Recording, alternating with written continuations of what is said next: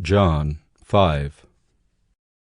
After this there was a feast of the Jews, and Jesus went up to Jerusalem. Now there is in Jerusalem by the sheep gate a pool, in Aramaic called Bethesda, which has 5 roofed colonnades. In these lay a multitude of invalids, blind, lame, and paralyzed. One man was there who had been an invalid for 38 years. When Jesus saw him lying there, and knew that he had already been there a long time, he said to him, "Do you want to be healed?" The sick man answered him, "Sir, I have no one to put me into the pool when the water is stirred up, and while I'm going, another steps down before me." Jesus said to him, "Get up, take up your bed, and walk." And at once the man was healed, and he took up his bed and walked. Now that day was the Sabbath. So the Jews said to the man who had been healed, "It is the Sabbath, and it is not lawful for you to take up your bed." But he answered them, "The man who healed me, that man said to me, 'Take up your bed and walk.'" They asked him, "Who is the man who said to you, 'Take up your bed and walk'?" Now the man who had been healed did not know who it was, for Jesus had withdrawn, as there was a crowd in the place. Afterward Jesus found him in the temple and said to him, "See, you are well. Sin no more, that nothing worse may happen to you." The man went away and told the Jews that it was Jesus who had healed him. And this was why the Jews were persecuting Jesus, because he was doing these things on the Sabbath. But Jesus answered them, "My Father is working until now, and I am working." This was why the Jews were seeking all the more to kill him, because not only was he breaking the Sabbath, but he was even calling God his own Father, making himself equal with God. So Jesus said to them, "Truly, truly I say to you, the Son can do nothing of his own accord, but only what he sees the Father doing. For whatever the Father does, that the Son does likewise. For the Father loves the Son, and shows him all that he himself is doing. And greater works than these will he show him, so that you may marvel. For as the Father raises the dead and gives them life, so also the Son gives life to whom he will. The Father judges no one, but has given all judgment to the Son, that all may honor the Son, just as they honor the Father. Whoever does not honor the Son does not honor the Father who sent him. Truly, truly I say to you, whoever hears my word and believes him who sent me has eternal life.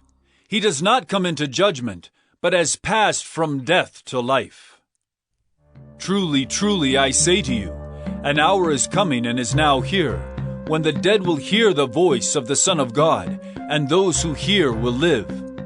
For as the Father has life in himself, so he has granted the Son also to have life in himself. And he has given him authority to execute judgment, because he is the Son of Man. Do not marvel at this, for an hour is coming when all who are in the tombs will hear his voice and come out, those who have done good to the resurrection of life, and those who have done evil to the resurrection of judgment. I can do nothing on my own. As I hear, I judge, and my judgment is just, because I seek not my own will, but the will of him who sent me.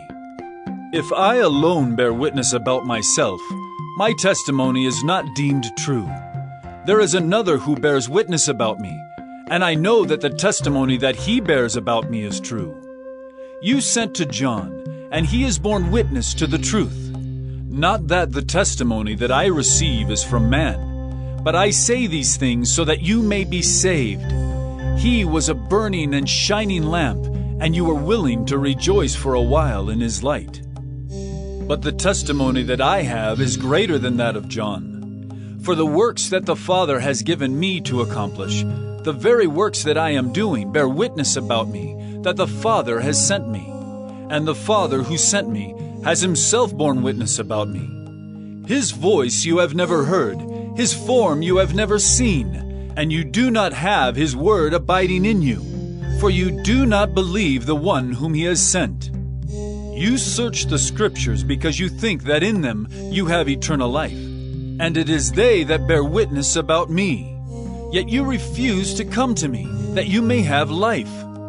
I do not receive glory from people, but I know that you do not have the love of God within you. I have come in my Father's name, and you do not receive me. If another comes in his own name, you will receive him. How can you believe when you receive glory from one another and do not seek the glory that comes from the only God? Do not think that I will accuse you to the Father. There is one who accuses you, Moses, on whom you have set your hope. For if you believed Moses, you would believe me, for he wrote of me. But if you do not believe his writings, how will you believe my words? John 6. After this, Jesus went away to the other side of the Sea of Galilee, which is the Sea of Tiberias, and a large crowd was following him, because they saw the signs that he was doing on the sick. Jesus went up on the mountain, and there he sat down with his disciples. Now the Passover, the feast of the Jews, was at hand. Lifting up his eyes then, and seeing that a large crowd was coming toward him, Jesus said to Philip, Where are we to buy bread, so that these people may eat? He said this to test him, for he himself knew what he would do. Philip answered him, 200 denarii I would not buy enough bread for each of them to get a little. One of his disciples, Andrew, Simon Peter's brother, said to him, There is a boy here who has 5 barley loaves and 2 fish, but what are they for so many? Jesus said, Have the people sit down. Now there was much grass in the place. So the men sat down, about 5,000 in number. Jesus then took the loaves, and when he had given thanks, he distributed them to those who were seated. So also the fish, as much as they wanted. And when they had eaten their fill, he told his disciples, Gather up the leftover fragments, that nothing may be lost. So they gathered them up and filled 12 baskets with fragments from the 5 barley loaves left by those who had eaten. When the people saw the sign that he had done, they said, This is indeed the prophet who is to come into the world. Perceiving then that they were about to come and take him by force to make him king, Jesus withdrew again to the mountain by himself. When evening came, his disciples went down to the sea, got into a boat, and started across the sea to Capernaum. It was now dark, and Jesus had not yet come to them. The sea became rough because a strong wind was blowing.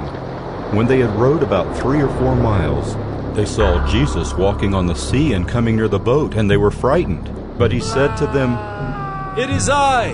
Do not be afraid! Then they were glad to take him into the boat, and immediately the boat was at the land to which they were going.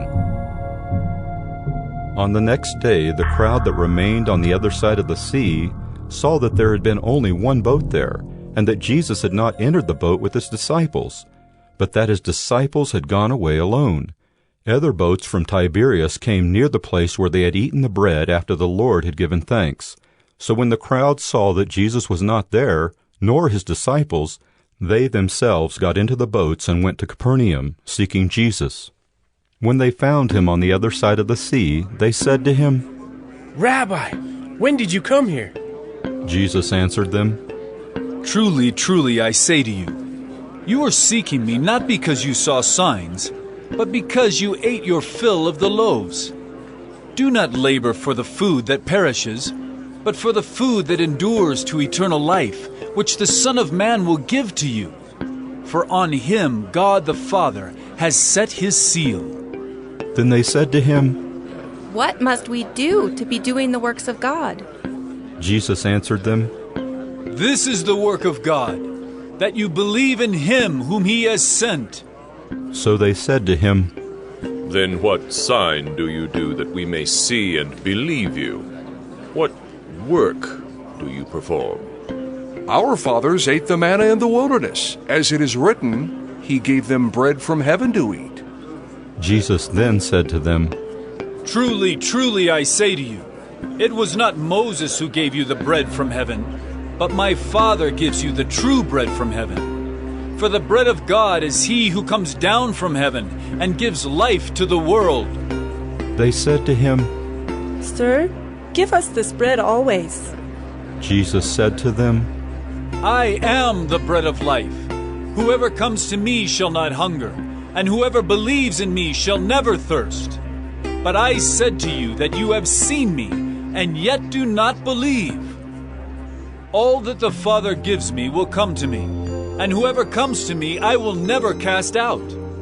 For I have come down from heaven, not to do my own will, but the will of him who sent me. And this is the will of him who sent me, that I should lose nothing of all that he has given me, but raise it up on the last day.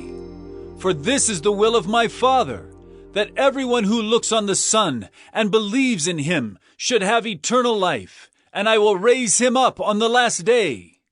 So the Jews grumbled about him, because he said, I am the bread that came down from heaven.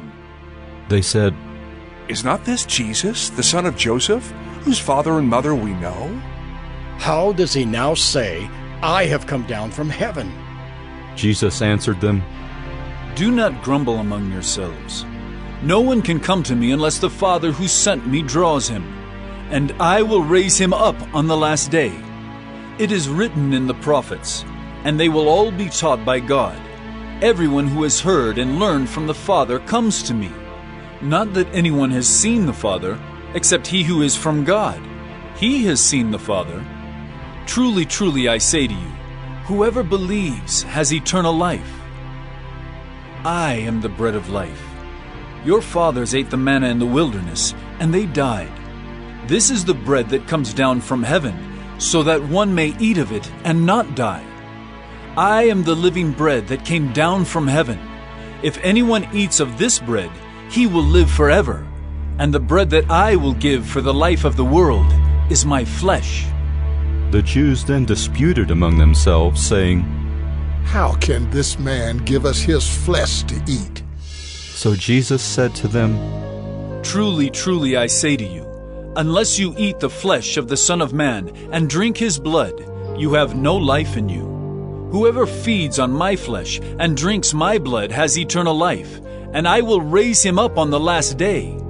For my flesh is true food, and my blood is true drink. Whoever feeds on my flesh and drinks my blood abides in me, and I in him. As the living Father sent me, and I live because of the Father, so whoever feeds on me, he also will live because of me.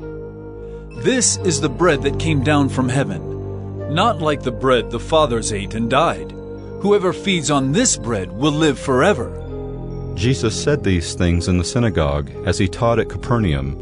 When many of his disciples heard it, they said, This is a hard saying. Who can listen to it? But Jesus, knowing in himself that his disciples were grumbling about this, said to them, Do you take offense at this? Then what if you were to see the Son of Man ascending to where he was before? It is the Spirit who gives life. The flesh is no help at all. The words that I have spoken to you are spirit and life. But there are some of you who do not believe. For Jesus knew from the beginning who those were who did not believe, and who it was who would betray him. And he said, This is why I told you that no one can come to me unless it is granted him by the Father. After this, many of his disciples turned back and no longer walked with him. So Jesus said to the 12, Do you want to go away as well? Simon Peter answered him, Lord, to whom shall we go? You have the words of eternal life, and we have believed and have come to know that you are the Holy One of God. Jesus answered them, Did I not choose you, the 12? And yet one of you is a devil. He spoke of Judas, the son of Simon Iscariot, for he, one of the 12, was going to betray him.